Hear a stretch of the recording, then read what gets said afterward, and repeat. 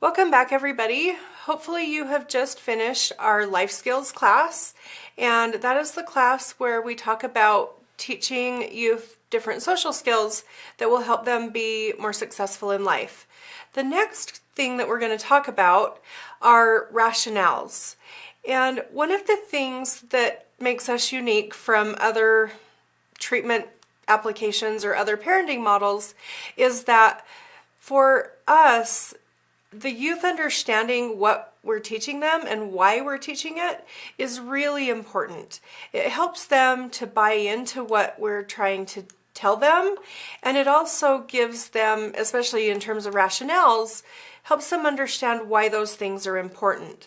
Depending on your age, when I was growing up, for example, I would hear things from my parents like, because I'm the mom, or because I'm the dad, or because I said so. When our parents say things like, because I said so, it doesn't give us a good reason for why we should do what they ask.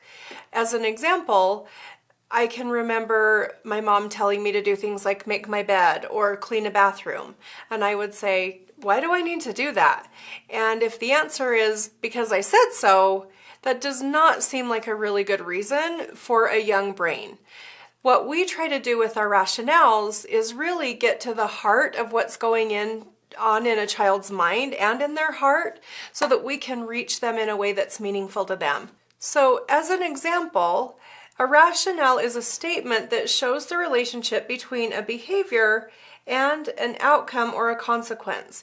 In other words, the rationale is the reason we want the child to do something. In the world, there are all kinds of reasons why we do things. We don't speed because we don't want to get a speeding ticket, or we pay our bills because we don't want our lights to be turned off or our gas to be turned off, or we don't want to be evicted from our homes. There are all kinds of reasons why we do the things that we do, and some of those reasons are internal and some of those reasons are external. We try to use both with our kids because there are reasons in the world why it's important to do things, and we want our youth to be self-motivated. If your child wants to do something because it's the right thing to do or because they want to be a good person, those are all excellent reasons to do things. And sometimes we need a little bit of extra motivation for doing things because we don't have that internal motivation yet. The intrinsic reason isn't there. So sometimes external rationales can be just as effective as internal rationales at helping to motivate behavior change. So at this point in children's development, whether they're 5 or 15, their brain is going through a huge metamorphosis. They're learning so much, so often, and they don't always have the skills to understand the cause and effect relationship between things, and rationales are a really good way to sort of pave that road for them so that they can make that connection. There are 3 main ways that we use rationales. First of all and foremost is to benefit the youth. We want them to know this is what's in it for me, right? You hear kids say, like, what's in it for me? Why do I want to do that? And whether we like it or not, young people are fairly, I don't want to say narcissistic. They're not narcissistic, but they're pretty self-focused, right? They do want to know, like, what's in it for me? So the ways that it benefits the child are really good rationales to use. So an example of that, help me do the dinner dishes, then you'll have more time to play with your friends. That's a really good rationale for a young kid who really just would rather play than do dishes. And also a good example of how that rationale would benefit the child. The other way we use rationales is in how we show concern for other people. An example of that could be, honey, we don't want to throw our ball in the house because you might hit your little sister and that would hurt her. And that's a way to help them develop empathy and learn concern for others. And in addition to that, that sometimes things that might have a negative consequence, even though that's not their intention. He's not throwing the ball because he wants to hurt his little sister, but that might be a consequence of him continuing to do that. So that's a good rationale that helps with both empathy and helps him learn to express concern for others. The final way that we use rationales are potential negative outcomes. These are often, if youth know them at all, given in the form of threats in some of their prior placements or in their homes of origin. So an example of a bad rationale, is if you don't stop doing that, I'm going to smack you or I'm going to hurt you. So our kids are pretty good at learning to avoid negative consequences, but the way that we express rationales to help kids avoid negative outcomes are more in terms of problem solving than in terms of threatening or fear. So an example of this are the two examples, the more grown-up examples that I previously discussed. So if I want to keep my lights on, I pay my gas bill. For somebody younger, if you don't study for your test, you might not get a good grade, and then you won't be able to do the fun things that you want to do. So that's both an example of a negative outcome and an example of how it would benefit the youth to do the desired behavior or use the skill that we're trying to teach them. Those are the three ways that we use rationales. The components to effective rationales are basically summed up in this 5-point star. The first and foremost, because kids of developmental age, which are all of the kids that you're going to be working with, they're pretty self-focused and they want to know why it's important to me. So it's really imperative that you know your kid. If you tell a 4-year-old that the reason to do something is because that when they grow up and get a job, this is going to be important, that is not personal to that 4-year-old. That's a rationale that isn't going to take place for years in the future, and it doesn't apply to them in that moment. So making it very personal to the youth is a key component of making a rationale effective. The second way is to make it something that's easily generalized. So things like, honey, if you're nice to people, they will like you more, and they'll want to spend more time with you. That rationale carries weight in multiple environments. It carries weight in the home, it applies to school, friendships, neighborhood. If they're headed home to their family of origin, it applies within their family and also within your foster home. So that's really easily generalized to a lot of different environments. The other component is to make it very specific and brief. This can be really hard for us as adults to do because we really want to impart wisdom, right? We want the kids to know why these things are important. Oftentimes they have a pretty short attention span, so we have to keep it brief because even if we're talking about something positive, it can start to sound like a lecture or like we're kind of droning on, a little bit like the adults in all of the Peanuts cartoons that you have ever seen. And we never ever want our kids to feel that way about us. When I tend to do that, that's actually something that I personally use with my kids because I never want to be that wah, wah, wah, wah, wah, wah voice in my children's head. I want them to hear what I say, have it be pertinent and important, and then move on. So keeping it brief, more than a sentence is our rule of thumb, is we try to avoid anything that's more than a sentence in terms of what the rationale is. The other thing is to make it convincing and believable. And again, this goes back to, it has to really apply.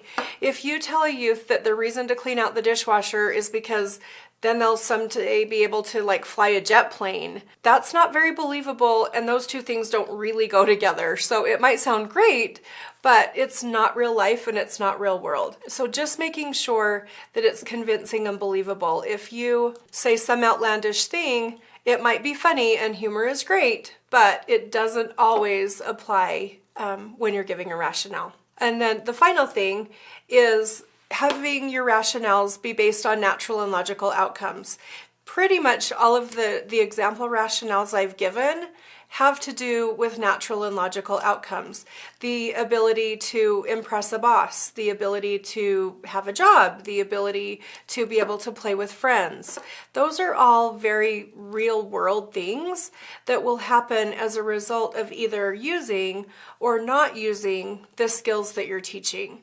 And again, we always try to tie the skills back to a rationale or a reason. One of the best examples that I have for this, when I was young, or when a lot of us were young, it's very different to have an adult say, if you ask a question, can I go play with my friends? And your mom says, nope, and then doesn't say anything else. How does that land, or how did that land with you when you were a child? It doesn't land very well, and it doesn't really make you want to accept that no answer or do what your mom is telling you. So if you go to ask a parent, can I go play with my friends? And the parent says, no, not right now because we're going to have dinner, or it's getting pretty late and it's dark, then they can understand the reason why you're giving that no answer. And for me, that gives me more empathy towards the child who is either learning a skill or being given an answer that they may not like. Rationales just help that land quite a bit more softly, and it builds understanding between you and your child. Okay, the next thing are things that we really want to avoid when we're using rationales. We don't ever want to use rules as a rationale. It kind of is the same thing as saying because I said so, right? If you say no, because that's the rule in our home, especially if that child hasn't had a chance, or those children haven't had a chance to develop a relationship with you, because that's the rule of our home, isn't something that they will really accept or respect. If you say something like, if you have to say no, for example, you need to get your homework done, and I know that you really want to do well on your test tomorrow so that you can then go play, you're kind of using the rule without using the rule. If the rule is we do study time before playtime, you've applied a rule without ever saying that's the rule in our home. You've given them a reason that makes sense to them. They want to do well on their test, and they'll have more time to go play with their friends. The other thing that I've already kind of alluded to is avoiding lecturing when giving a rationale. Very well-intentioned people who have a desire to impart wisdom, and even if they're giving youth a positive rationale for why they should or shouldn't do something, it can turn into a great big long story that loses its impact because it just takes too long to deliver. Rationales are very important and impactful, but they don't alone change behavior. They have to be used in conjunction with a firm foundation of your relationship and teaching and the structure of your home. Rationales are helpful in that, but giving kids a long list of why something is true or trying to convince them something is true without the other components are going to lose their effectiveness. Okay, so when we have talked several times about quality components and nonverbal communication. These are just as important when you're giving rationales. Unintentionally made a rationale sound sarcastic in certain situations because my body posture was not good, my voice tone was not good. And so keeping in mind how you say something is just as important as what you say. So when you're delivering a rationale, making sure that you, if you can, sit next to the child or stand next to them. Have a positive, pleasant voice tone yourself. Avoid using humor or sarcasm in those moments. Again, because we really do want them to understand why this is important. And if you make light of it or make it seem silly, then it kind of loses its impact. The final thing I want to talk to you about is eye contact. Eye contact is really important for your child to use with you and you to use with them. It develops a level of understanding and really should just be used in everything that you do with your child. It overall just helps improve communication if you are looking at the person that you're talking to face to face. I always laugh when I train this slide because when we use rationales, the bullet points on this slide are really everything that we do. So I often want to say, when do we use rationales? Pretty much all the time. In any kind of teaching that you're doing with the child, in any kind of interaction that you're having with the child, rationales are really helpful in developing that level of understanding and relationship. If we backtrack back to my example of the no answer, I don't know if you emotionally feel if somebody just says no, then you don't feel a connection with that person. If they have to say no but give a reason why, then again, you develop a deeper level of understanding. What I would like you to do is take a minute and just think about what you would do if a youth in your home was smoking. There are a lot of adult rationales and reasons that we know as adults with our mature brains why it's important not to smoke, but using that 5-star slide that I was talking about, I'd like you to take a few minutes and think about if a youth came home and they smelled like smoke and you maybe found cigarettes or a vape pen or items that they had been vaping with or smoking with. What are some rationales that you could discuss with the child? I don't know, this boy looks about what, maybe 15 or 16?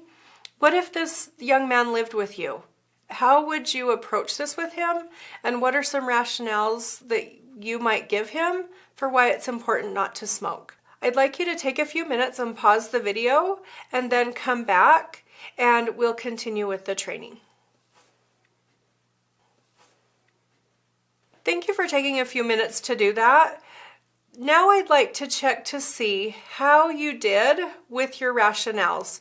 Because I'm not there with you, I'm going to just have to hope that you'll be really honest with yourselves about how well you did with this. If you made a list of rationales that were personal to the youth, believable, had an application of some natural consequences, were brief and specific, and were rationales that could be generalized to other situations or settings, then you hit the mark completely.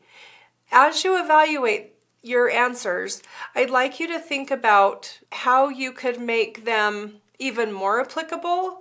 What did you do well, and what areas would you like to improve on how you deliver rationales? Because we often apply rationales to the skills that we use, in fact, we do it every time we teach a skill, either preventively teach a skill or correctively teach a skill, honestly, or praise a skill, we use rationales within that framework.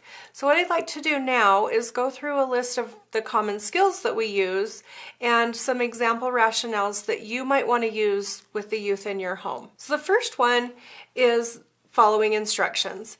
And again, the important thing to remember is that these are much more easily individualized when you actually have a child in your home. So what I'm going to do within this exercise is give you kind of a range of rationales that could be used with a number of children regardless of their age. But in general, a good reason to follow instructions is so that the child can get back to doing what they were doing and what they enjoy. So if they do what you have asked quickly, then they'll have more time to play, or they will have more time to be on their phone, or more time to watch TV. So again, you'll notice that there's a range of reasons why that's important based on different ages of kids. The second one is accepting feedback. In our world, in everyone's world, honestly, people are going to receive a lot of feedback. There are many, many things that we do well, but we always have opportunities for growth. So we focus a lot with our kids on, hey, it's okay to get feedback. You did 10 things right, and there's one thing that you could do a little bit better. Very common for them to receive feedback, and we want them to know how to do that well and why to do it well. Pretty typical rationale that we use for accepting feedback is that if they learn how to accept feedback, they will be easier to be around and be more pleasant to be around. Unfortunately, we have to give some of our kids feedback on their hygiene, which can be really uncomfortable. But depending on their age, they really want to have friends and they really want to influence other people in a positive way. So that's a pretty typical rationale that we use for why to accept feedback. For our older kids or youth, the rationales might include, you're going to get feedback from a boss, and if you can accept that feedback and make the changes that they're asking for, you're likely to be able to keep your job and even get a raise. That would be a pretty typical rationale that we would use for why to accept feedback. The next one is accepting consequences. A good rationale for accepting consequences is that bad things happen to all of us, and if we can learn to accept those small things and move on, then it's going to make us a lot happier. Another example for why it's important to accept consequences are that if we're taking up space in our brain worrying about the little bad things that happen, we don't have space for the positive things. So that's another example we use for why it's important to accept consequences. I've already given a few examples for why it's important to accept no, but one of my favorites and one that works really well with most of the youth that I have worked with and with my own children is that if you can accept a no answer, I'm more likely to tell you yes next time, right? Because again, people who are easy to get along with, you want to do more for them, and that's just a fact of life. And when our kids learn that, they often have had to really fight to get their way, but when they learn that if they accept no, then you'll tell them yes later, that's actually a pretty special gift that they learn through the process of our program. The next one is interrupting appropriately. Again, this can work for a range of ages of kids. It's really hard for little ones often to wait their turn, and they really want to get your attention. I'm sure that you can all visualize, a little one tugging on mom's sleeve, "Mommy, mommy, mommy, mommy." And it just always happens right when she gets on the phone or right when she's answering the door, right when dad is having an important business conversation. That's when kids need our attention. I don't know. It's just Murphy's Law. It's just the way things happen. If we can teach our kids to interrupt appropriately, then you'll have time to pay your full attention to them and give them what they need. And it's amazing how magical that is for a young one to hear. It's like, you'll give me all of the attention, because really that's what they want. They just really want your attention. So if they can be really patient for a very short period of time, then you'll have time to give them all of your attention. That's the best rationale I've ever found for why it's important to interrupt appropriately. Asking permission. This is a big one for kids of all ages. Because I used a younger example in the last example, I'll use an older example here. So why is it important for a 16-year-old to ask permission to go to a friend's house? Well, because then I will know where you are and I won't have to track you down and make you come home because you didn't ask me to go to a friend's house. Again, it's very real world, it's very natural and logical, it's very in the child's best interest to let you know where they're going to be. Reporting whereabouts. I don't know if you have heard in the news, but there have been multiple stories in the news about kids not returning home from school and police being sent out and spending hours and hours looking for young ones, elementary age and middle school usually aged children, and come to find out they were just at a friend's house, right? A terrifying moment for the parents, a horrible fear of something bad happening to your child. And again, that's a grown-up reason why it's important for our kids to report whereabouts. For the child, it's important for them to report whereabouts because then you'll know where they are and they'll probably be able to play with their friends longer. Kids won't admit that they want to be kept safe, but they really want to be kept safe. So safety can often be a powerful rationale. If that's not one that works for the youth that you're working for, then allowing them more time to play or more time to do what they want to do is also another powerful rationale for why they should let you know where they are. I really hope that this has been helpful in giving you a good foundation for how to use rationales, not only just in regular real life scenarios, but also with the various skills that you're going to be teaching to the youth. You will find a list of these skills in your check for understanding. You're welcome to use the ones that I have come up with, but I really hope that you'll put your thinking caps on and come up with some additional rationales that weren't given in the class. And I look forward to seeing you next time. Thanks so much.